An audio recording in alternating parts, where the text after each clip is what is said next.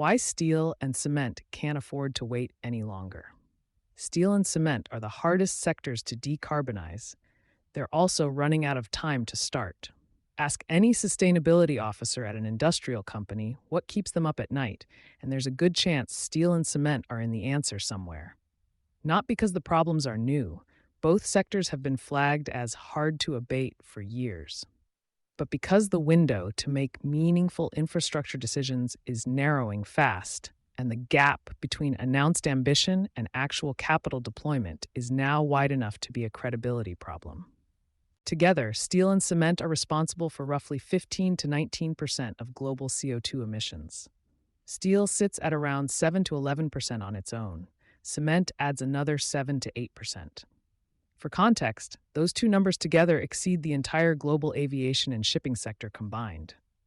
And yet, as of early 2026, neither industry has a full-scale, commercially operating decarbonization pathway running at meaningful scale. Why these two sectors are different from everything else. Most industrial decarbonization conversations start with energy. Switch to renewables, electrify what you can, reduce Scope 2. That logic works for a lot of sectors. It doesn't work cleanly for steel or cement, and that distinction matters enormously for how operators need to think about their infrastructure investments. For cement, the problem is chemistry.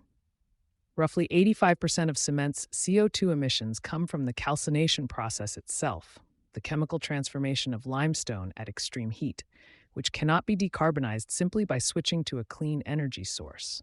No matter how green the grid becomes, a significant share of cement's emissions is baked into the production chemistry. The only real lever for those process emissions is carbon capture.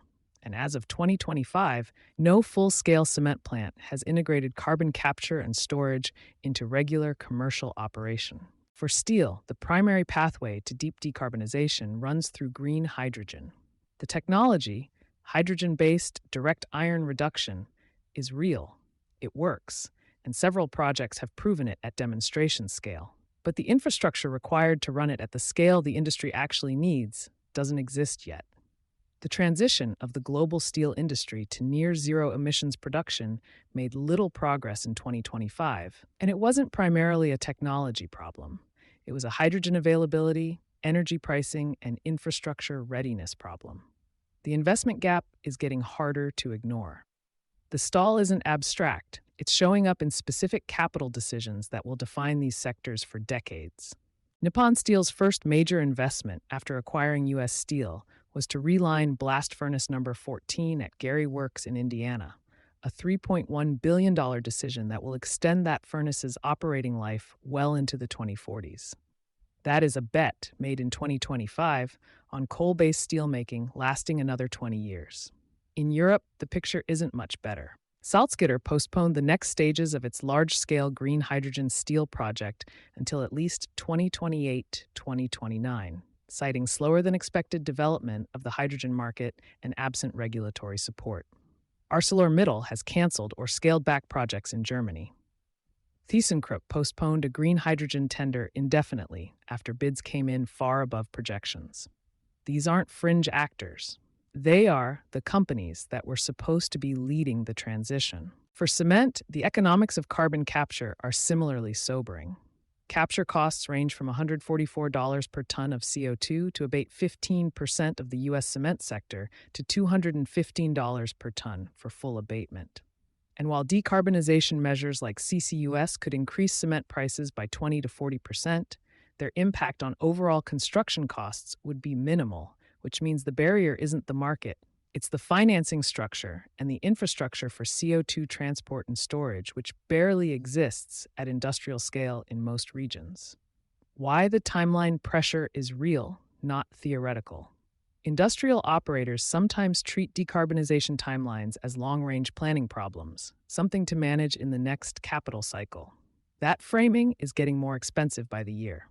The EU's Carbon Border Adjustment Mechanism, CBAM, moved from reporting only to full financial implementation in January 2026. CBAM will impose costs of $23 to $92 per ton on high-carbon steel and cement imports to the EU, creating immediate competitive pressure for any company selling into European markets. That is not a future cost, it is a current one. Beyond trade exposure, the physical infrastructure decisions being made right now are locking in emissions profiles for 20 to 30 years.